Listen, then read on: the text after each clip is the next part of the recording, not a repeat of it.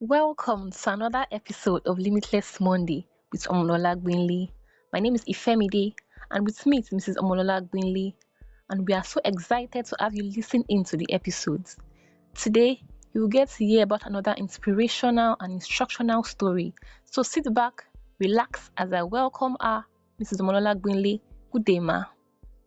Good day, Mide, and thank you for that introduction.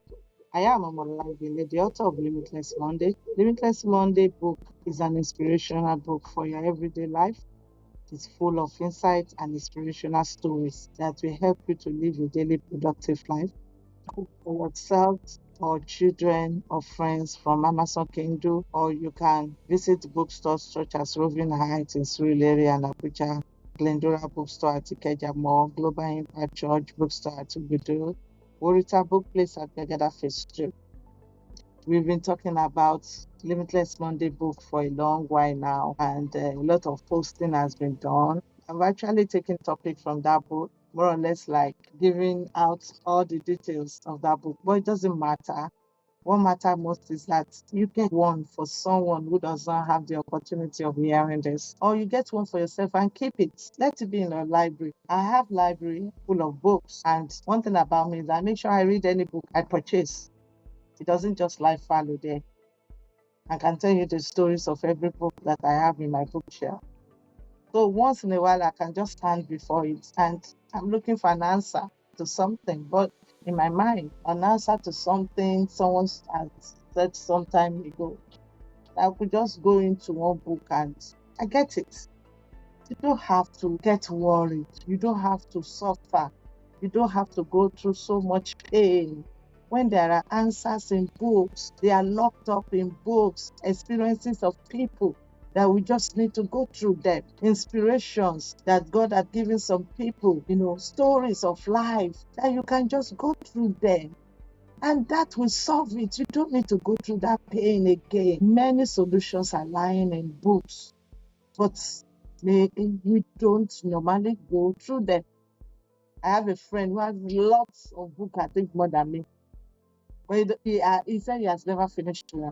I said, why? Why are you buying them? He has never finished one of his books. I said, wow, I do read. Maybe you just have likes of books. Sorry, not books, but I love reading. So I guess that books solve a lot of problems.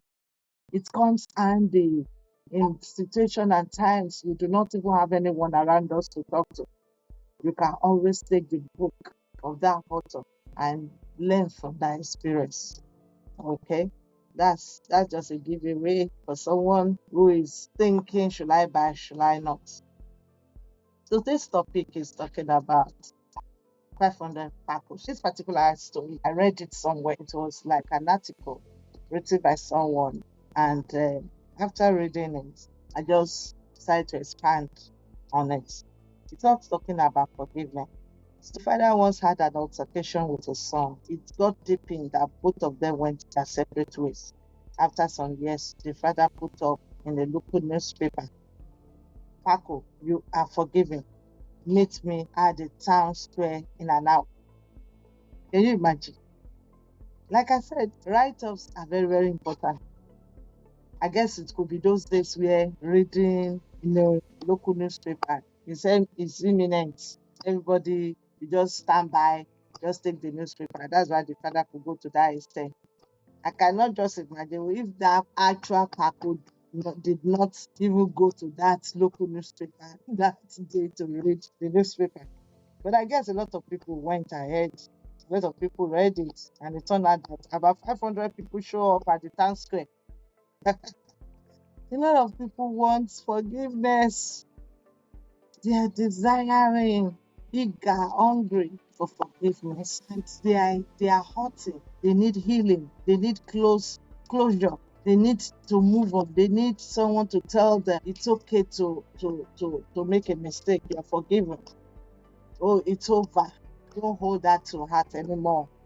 You can move on. A lot of people are like that. We met someone of recent during our evangelism program. He told us a story of how a friend cheated him and took away all that he had. the money that he had, that he wanted to use in establishing himself. He gave that guy to travel the guy traveled and never looked back. This guy, we met him on the street. He was looking tattered. You think he's a madman? Wasn't. By the time he started speaking fluently, everything. Say, I can never forgive. I will not forgive this guy. And the Lord was telling us that he has a big wounds on his leg.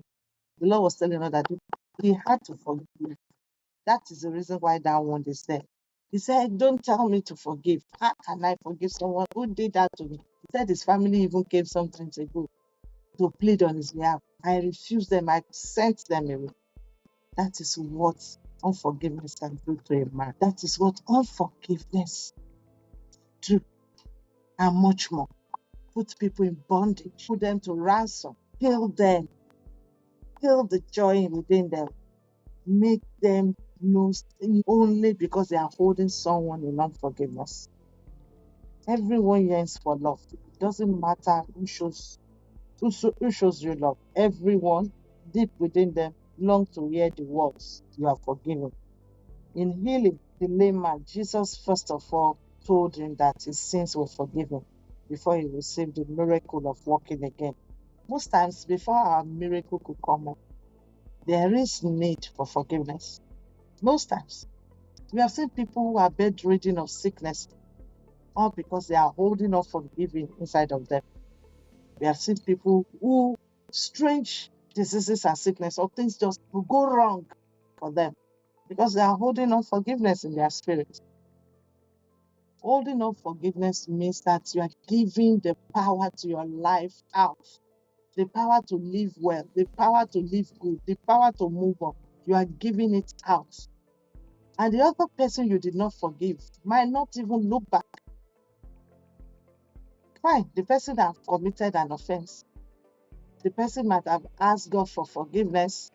The person might be moving on in life while you are held back because you refuse to forgive.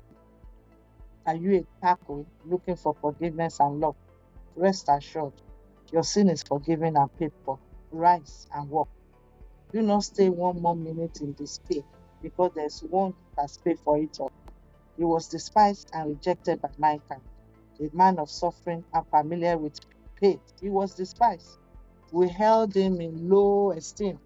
Surely he took up our pain and bore our suffering. Yet we consider him punished by God, stricken by him, and afflicted. You'll find that in Isaiah 53, 3-4. That's talking about Jesus. Or could it be that you are the one who needs to forgive a Pakos? Wake up to reality. Unless you forgive, you will not get forgiven. You are trapped in your own feelings, lost in your own thoughts. You are lost if you refuse, to forgive. You are lost. You can remain redundant. Yes, the Bible says, woe to whom that offense come true. Woe to that person who causes offense, who causes another one, to have that kind of pain and that kind of, misfortune. But it's even worse for you who refuse to forgive. There's so much healing, there's so much life that is there for you to enjoy. Do not let anyone take the power from you. Forgive and move on. There's much more to life that God has in store for you. Oh, you can't just imagine it. Much more.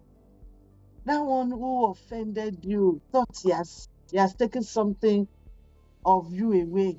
But there's still more from where that came from. There's still more blessings.